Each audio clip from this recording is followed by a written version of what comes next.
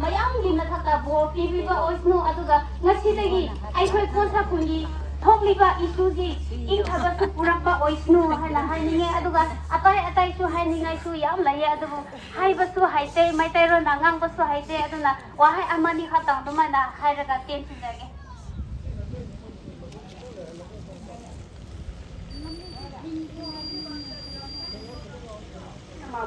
mama ikoina gokthokpa angang khasani aduna misai mana hai kibugumna musi ikoi mama singna tauriba asi icha singonda tamlamdradi haying konna icha singso mama oira kadawani mama oira radi karamna macha nupibo karamna macha nupabo karamna magi lamdam sibo kangira haibisi ma khangoi koina tambiramdradi aduna hayingsu hangjichu ekoigi mitorosi puthokri phawba ekoya sumaina sigi protest tawgini tongan ba mongwangda ekoi protest tawgani aphaba nation pigani haibani aduna ekoi mama ekoi si yamna darkar oiba mama ekoi si icha singbo aphaba icha singbo tambi ga dawba mama ekoini mama ekoina icha singbo tambi ramdradi ekoi ki prithvi si kari matasu aphaba habisi phangloi habisi share tawninge ngasi yengo jing thoklaga chakhi bado misingi moi kadai da chakhi bano moi kadai da mangthrabano khangde habado ekoi mama sing yaning bro yaning de ko yaning de bigi icha singbo mama ekoina pok thok piba icha singsi pithok piyo haina hojiksi mama ekoisi ngasi su family aduduna ekoi icha bitrok busi mama ekoi mama mother ekoina icha singi damakta ekoi khut pidre ekoi cream to so rest tore ekoi noti gi chabra thakbra ekoi khang da bida icha sing torok si puthok tri phawba ekoi si ni hi gani ekoi hang hi gani haibasi ekoi wakana mim loi namaksina wakhan si saugat laga ekoi si icha singi damakta ekoi thok tradi kana na thok pikira haibasi khallaga mama sing ngasi su thokli haibasi lakli ba miyam sing si puning wana puning lumba has a heavy heart hai oiraga lakpani habisi khale gi icha nupa si mina lelon by fei gi mi singna pha khrabani gi khutti gi pha khrabani haibisi wakhan si waraga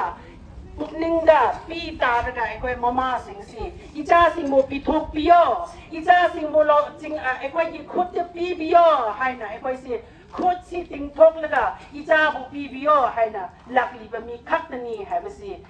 thajai aduduna ekoi ngasi khat sunate hayingso hangjitso icha singbo mi torok si pithok tri phawba ekoi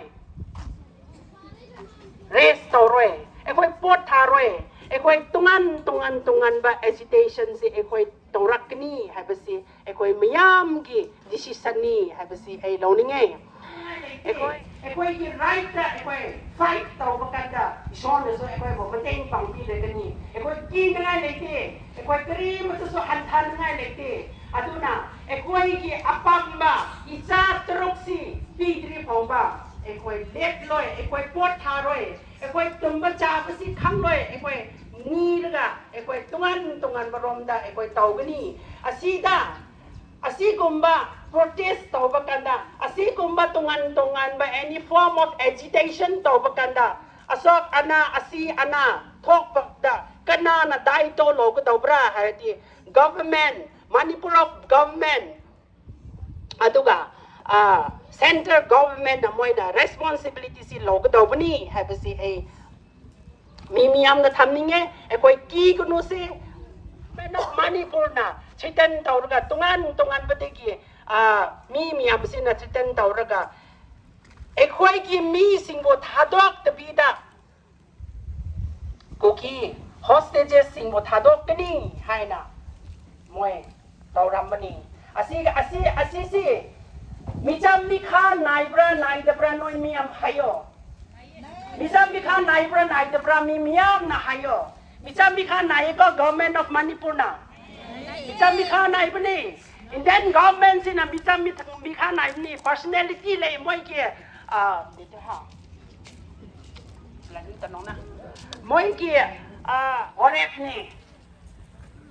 ให้ไปสิไอ้มีปมคุดิ้งกี่วักขันดาไอ้สิทำเสียให้ไปสิทำแล้วก็ไอ้มาสิทับักตองเสียให้ไปสิให้เจนิงมันนี่ thank you หลักลีบมียามอาหารละมันสิงสูหลักแล้วก็หลักคนรถให้ดูที่ไหนแต่ไม่เราพูดที่มาเกะอาดุนมาเส้นขมาบ่หรือคุณลุนี่ขมาภาษาดูถึงแค่อะไรหลังนี้ได้ค่าได้เนี่ยกำลังน่ะอาดุมาพูดนวลน่ะจะได้จะนี่ขมาบ่ที่เสียนางนกส่วนมอน่ะจำท่าที่เรานางรับภาษาอะไรชื่อคนจันนี่ที่บ่ได้ถ้ากันเลยมันนิ่งจะดีโอ้ผู้สุพังเรนไว้ไอ้นางลีบมันคนที่ตาดีโปรมันยังบ่ทักกันเลยนี่สิอยากคุยน่ะคุณลีบนี่สิน่ะสิอยากคุยสิได้สิโปรเทสต์ต่อริบสิมันทำไอ้อโมหันจินไอ้แกเรกาสุไปด้วยกันเลยเอาคุยกี่เบนน์สุไปด้วยกันเลยเอาดูบ่คนเราอาการมาไว้น่ะอโมหันจินน่ะให้จะแกเมเจทักกินน่ะคนสักคนที่กี่มีตรานี่ถอยผ่านแล้วก็มีตรกตู้หันหลักจะไปกี่จะมักจะเอาคุยกับโปรเรนส์เลยว่ามีสิ่งที่ UNC กี่มักจะบล็อกเกตเอาไปสิงั้นสินมิดคุณเห็นหลักเลยเอาดูพอว่างั้นสิมาเป่ามาพอว่าคุยจ่ามาพังทีคนสักคนกี่มีพาแล้วก็หันหลักว่าโฮสเตสกี่มีนบีนี่ปันตุที่หลักแล้วมาคันกี่มีน่ะรีบป่วยแล้วก็มาคันกี่มีน่ะยังสินตุน่ะเลยดิหัวจิกเอาดูบ่มาคันจะดี organization กี่อันนั่นหลักแล้วก็มาคุยบอกว่าห้ามปอกคุมนักคุยกระทำให้น่ะหันหลักปนอกระทำให้น่ะนักคุยบุพาปนอมาดิจูมน่ะมีอามาเงินจะหังเงี้ยให้แล้วก็มาเป่าว่าเซ็งวิธีตาขี้ปนี่นี่สินมีคุณเห็นเลยเอาดูพอว่า state government กี่เสียมาทราบพอบ่แล้วแล้วก็คุยสันหังแล้วก็เอาจุ่มมาเป่าร้อยมาตาแล้วก็จะขี้มาพันนี่Jadi magi nabi yawe, magi angang sing yawe, macin menyau loin masi mi terani pandi ki terani koi halarga. Terus halak tapi ki meram da, acum baku thoppa ngam da besi keri meram gira. Aku ini lam si kena na pan bro, hai besi hai janinge. Manipur si keri gilam no kena gilam no. Government sing, lari lasu hai bemi sing. Ibu sing na, aku ini temak ta iram bace. Office da labor loin masi. Ahau pati ki arwai ba papa hanjin pakai le apoi si kri taw ta bro naman pa na tham lam lam ni han nang ti ngang mangam me na cha sing ti ngang mangam la roi maram ni kri gira nang sol nang lari khai so lai so hai te na cha sing bu lari tam bi ngai government service ta hona ngai taw ri ngai da government service taw ngai nang ki paisa tha da ri ngai da nang ki lai so tu nang mang ba loi kre mama sing a khoi mi ka thok ta mata moi re han se hanjin na hai jake mama sing a khoi se khoje ai na hai se lai lon bai bai ge khun se UNC na February day for da asi de lai lon bai bai ge khun na te kon sa khun ne hai na declare hoi na badik sai na thok ki balam ne Manipur da lai mi pom khuting mang ta bio yeng sin bio UNC na declare taw hi ma khun tu phau ba Project akoy na asidi nang gi khun na te asida nang lai bi aroi hai na mo khoi bu state government na tang na ka hai ba ngam de sikri maram gi no atom bu do nam sil laga chum de bu do na ma thak tong sin ge ha di Manipur si mai chakani nang na mai tharam ba ni ha si state government na hai bi ge state government nang atom bu do bi ja do bi de bi ge aram do nang la le ha bi do hai ba ngam de bi ge Manipur si nakal mari rom ding hujik tim nei chapa haure nei chakre nung si du na state government nang mikap thopio acham tu di nang chame ha bio Manipur da jati sun le ye Manipur da miyum lai trip so yum bhara saraga lai trip so lai bi ya balam ne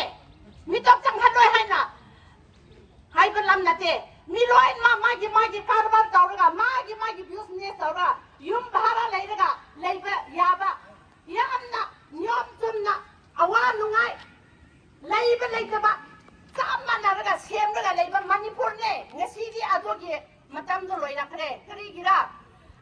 애기 람니 아시디 애기 람니 람마 뽀 강자잖아 몰라 고자자 그리기는 과도다 셉다 위브로 아도디기 호직기는 과시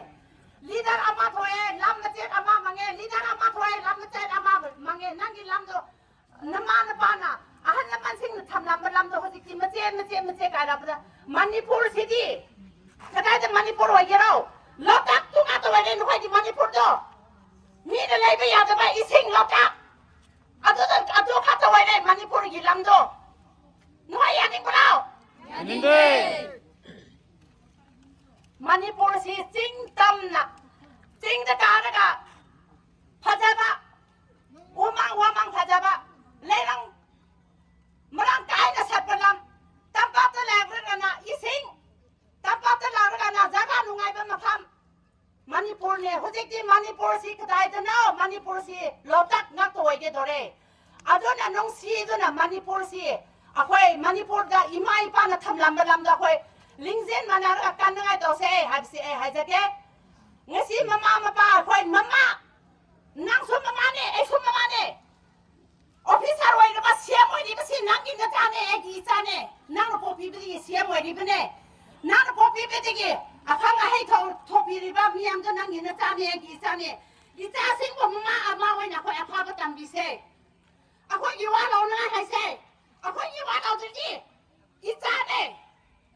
state government jo ita ne ita sing wai na pu ba dai gi rai de patum da ba ta to ba da mama nang na pu ba da nang gi rai de na ta sing bo manasi pai ba da manasi lai bio atum ba to taw na ngai de khoi mama sing manipur de lai ba khoi yel ho mi sing loi ni ma se khoi mi ka thok ko ma ta moi de ha se ha ja de ani so ba da na organization sing thang da na ngasi hostage sing bo la ga no khoi kram hai na taw pa no na loi ma si hang ngasi organization Manipur da organization sing masing thang da na nati gi media da thok sin hoi urang gani adobo hojik phaba khoi kri su to thok ngam deb si akhoi mama oi na khoi pin de adobo Manipur da gi ting na ba ma le ye kri gi ra lalun ba phai da mi tro thi ba phang deb si kana na chang han de bano kana gi aya ba di gi lalun ba phai da mi tro thi ba phang de bano lalun ba phai da mi pan de bano lai na pan bano lalun ba phai da pan ga si kana na pan bro lalun ba phai gi ning thau matam ama gi da mata chi hi a cha ma gi da mata agreement taw ra pan la ba ning thau ma gi ne bi ma bu pha bio ma bu pha da di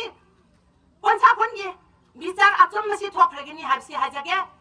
manipur gi lam si ho ji 2023 May 3 gi lo thok pa gi manipur gi state government si to khai na lam thoke to bi matam si second ani ahom dang ai ga le maram ji kri gira metei sing na metei da nga ga le ba koki da nga ga le ba ado gi damak te gi manipur da cm dipoti cm si kya tham li bro na hoi da e hai je ge seng na manipur da cm si ani thame naga da so thame koki da so thame hostes phao si kana bhan na pha bro kon sa kon boคนชาคนหันนะพาไปมีตัวท่าตัวพีจะนะคนนะพาบัสละคนนะพาไปมีบ่ท่าตัวแกหันนะรีลิสทบไปที่กินนะตรออะคนนี่รังทบไปสิอะโดนะคนชาคนเกมีตัวรีพาระกะฮอสเตสทำมีรีบันมีตัวสินิมซากิเบียนนำซีตัวนะท่าตัวพีอ๋อ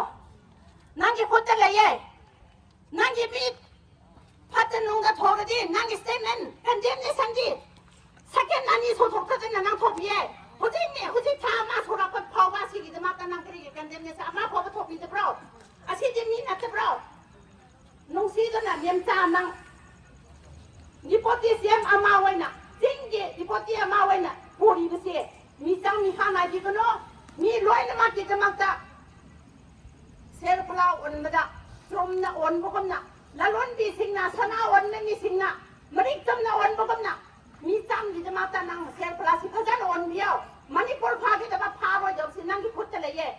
Nah tu tahu pengam jadi. Pojik mang nang pam thado nang siem di pojik siem ko bikin masjid nate. Aku ikut sami am gini hal se hairam ge. Thank you.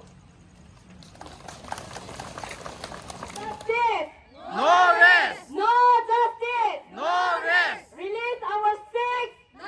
Nagas! brothers. Release our six. Naga brothers. We condemn. We condemn. Government delay. We condemn the selective decision of government of India.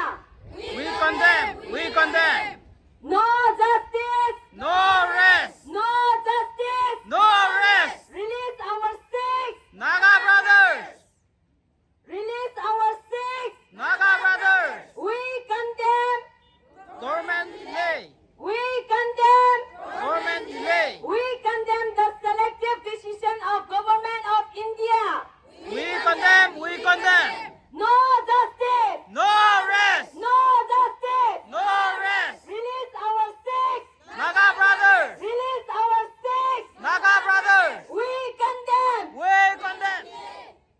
We condemn. Government delay. We condemn the selective decision of government of India. We condemn. We condemn. Này khen chân hay xin là anh logo quan hay đi chụp hai mã cho vòng bơi.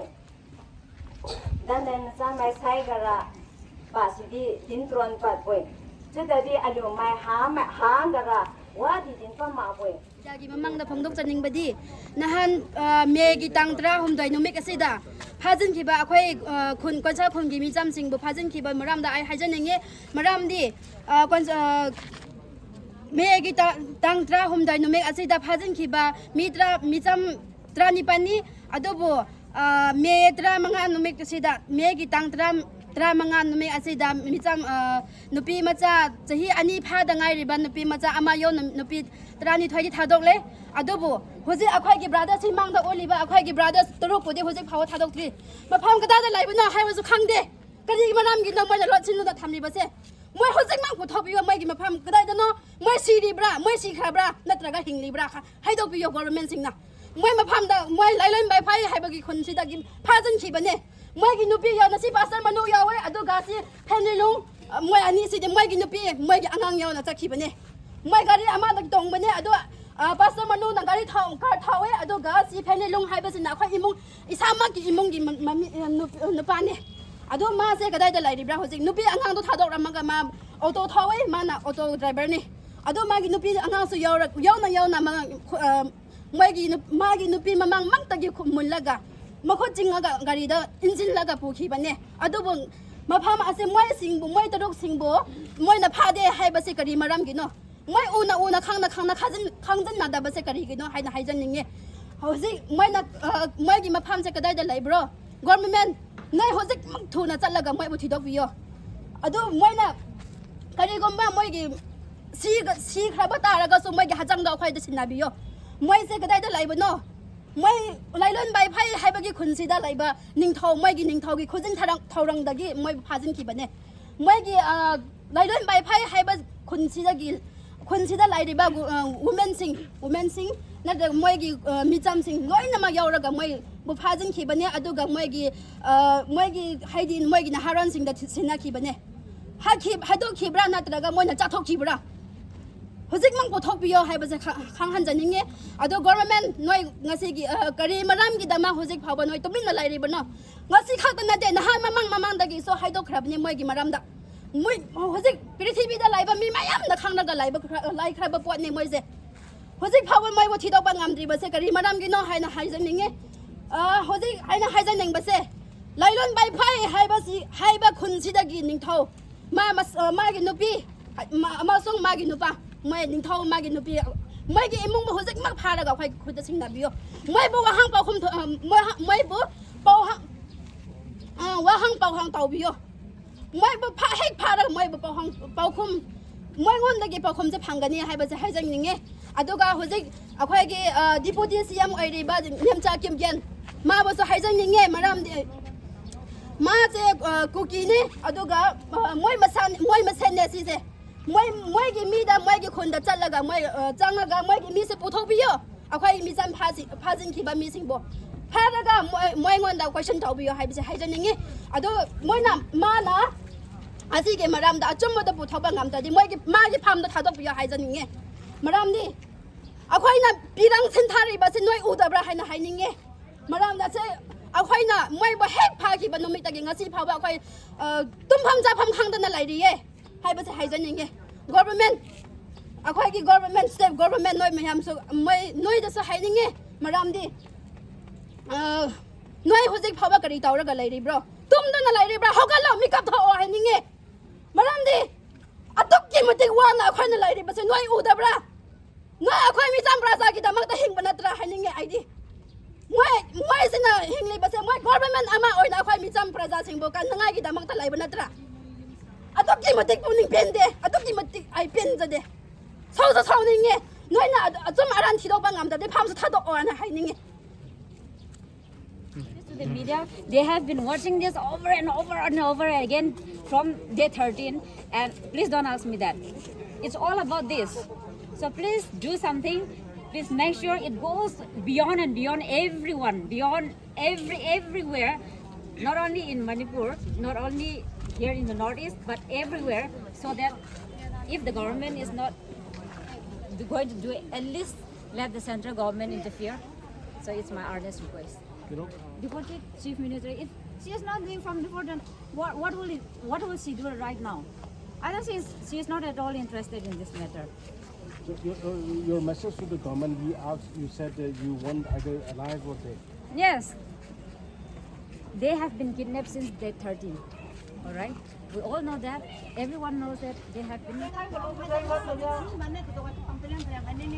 One kind my new material, these 20 wire beside it, had you the 10K, you got my material. Hiu puina lamdi aliu tu ki jai tan phai san sulo thana tema dawkla ko aliu china ma hai si tu dawra lai jai ga surapio de go in puila tu ni wanga lo si hai si aliu tu nang ne alu kun dong lai sai si ki kha lo ja aliu tu pui hai si ki ki